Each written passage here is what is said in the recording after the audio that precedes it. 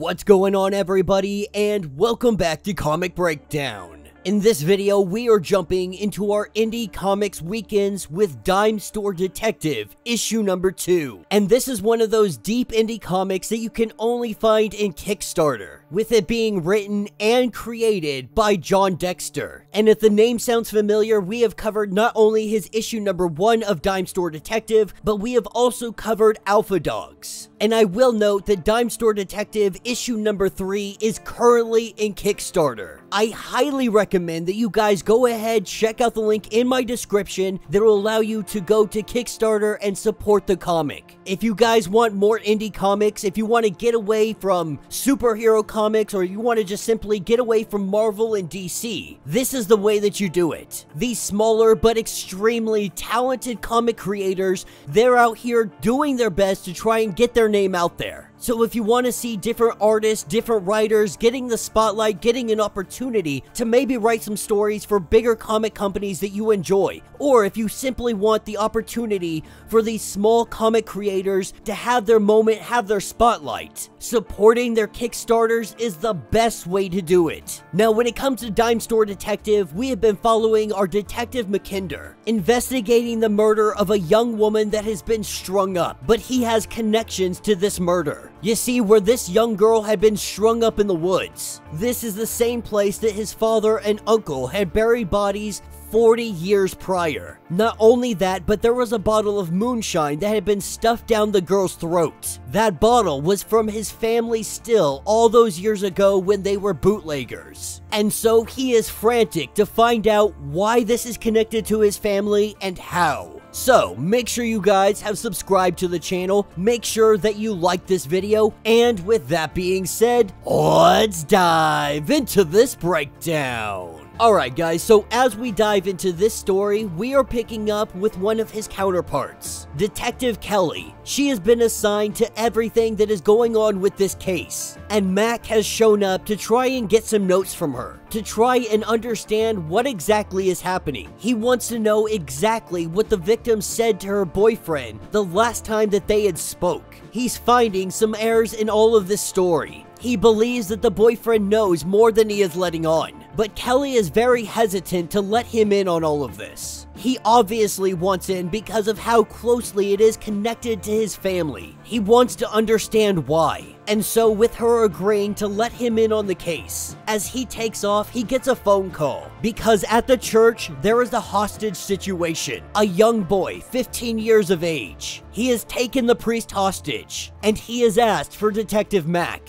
With the detective putting on a vest and heading inside, he goes on to ask the young boy how they know one another. And Jonah says that they don't, but that it commanded him to deliver a message. The message is, more women will die until his father gives him the answers that he is searching for. This throws the detective off. Not really sure what's going on, he goes to grab this kid. He takes the gun away from him. The kid goes to make a run for it, but he has nowhere to run. The detective getting back up to his feet, holding the kid at gunpoint. He says that he has seen the detective's fate, that he will have no luck in stopping what is coming. The Cherokee couldn't do it, the Knights Templar couldn't do it, and neither could his father. This is when the priest goes to perform an exorcism. In a matter of seconds, the kid simply falls asleep, and our detective is no closer to finding out the answers that he is looking for. This is what takes us to a memory back in 1981. His father getting up in the middle of the night to go answer the door, and what they find is his uncle, Uncle Whitty. Uncle Whitty had been beaten up pretty badly. Broken ribs and stomped on. Lionel and his gang are the ones responsible. They came to send a message to let him know to stop dealing in moonshining, that their bootlegging days have come to an end. And so while they rest up for the night, we are taken back into present day. The mayor has arrived at the police department, and she is demanding answers. And Detective Mac is not a fan of the mayor. That is because of the mayor's son. He got arrested for beating up a prostitute. The mayor was able to sweep this under the rug. She lets the captain know that she wants Detective Kelly on this case, and she wants Detective Mack as far away from it as possible. Now, as we jump back into the past, the detective's father and uncle, out here in the woods in the middle of nowhere. This is where they plan to set up their new little setup, their new base of moonshining. As they make their way through the woods, they end up falling down a hill. And at the bottom of this hill, there appears to be some kind of cave entrance. Though at first, they are very hesitant to go in. They both crawl into this place, and what they find is a giant cavern. With it opening up, being ginormous, this seems like the perfect place to set up shop. When they walk in, it appears that they break a circle. It appears that the Native Americans, they tried to capture something in here. And while neither of them know it, they just released a demon, with this monster taking over Uncle Whitty's body. He begins to shiver and shake, begging and pleading for help.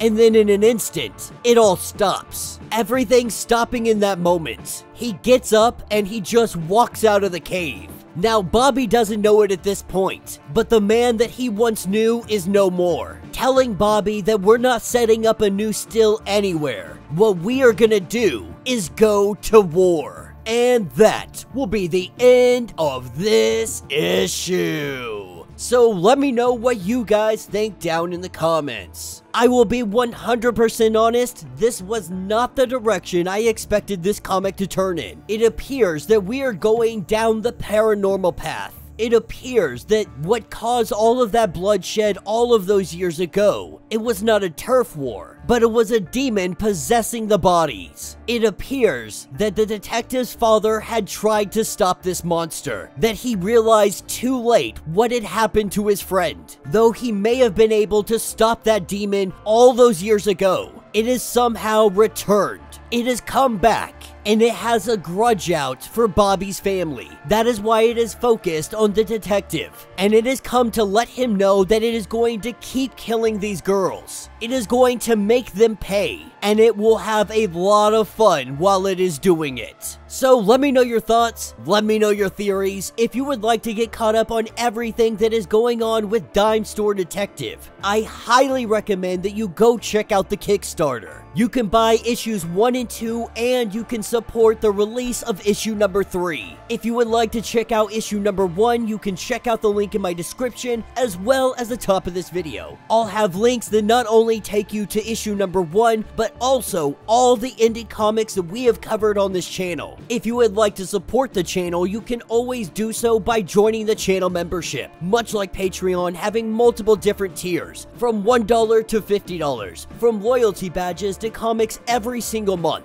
Not only are you helping out the channel tremendously, but you are getting tons of perks in the process. Now, if you're unable to do this, do me a favor, subscribe to the channel, like this video, hit that notification bell, and with that being said, until the next breakdown.